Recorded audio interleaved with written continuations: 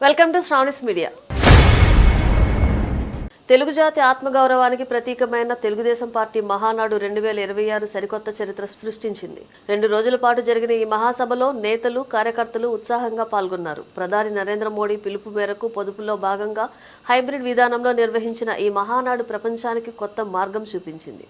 1875 క్లస్టర్లు, 12 దేశాల నుంచి వేలాది నాయకులు, కార్యకర్తలు వర్చువల్గా పాల్గొన్నారు. మొత్తం 24 లక్షల మంది వర్చువల్గా భాగస్వామ్యం అవ్వటం ఈ మహానాడు ట్రెండ్ సెట్టర్గా నిలిచింది. మహానాడు వేదికగా 21 తీర్మానాలు ప్రవేశపెట్టారు.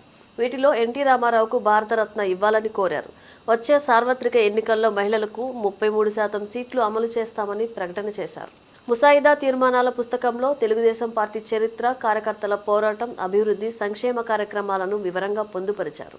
ఈ మహానాడులో 88 మంది కార్యకర్తలు, నాయకులు వివిధ తీర్మానాలపై ప్రసంగించారు.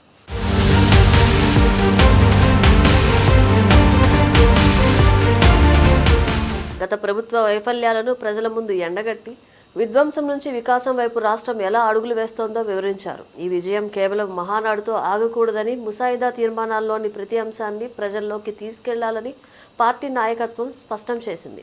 బడుగు బలహీన వర్గాలకు ప్రజాప్రభుత్వం ఏమి చేస్తుందో వివరించాలని, అభివృద్ధిని అడ్డుకునే కుట్రలను బహిర్గతం చేయాలని పిలుపునిచ్చింది.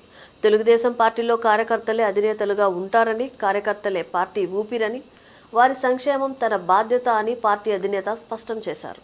జన్జీ యువతకు గత 5 ఏళ్లలో జగన్ పాలన రాష్ట్రాన్ని ఎలా నాశనం చేసిందో తెలియజేయాలని, మళ్లీ అలాంటి విధ్వంసం జరగకుండా చైతన్యం కల్పించాలని నిర్ణయించింది.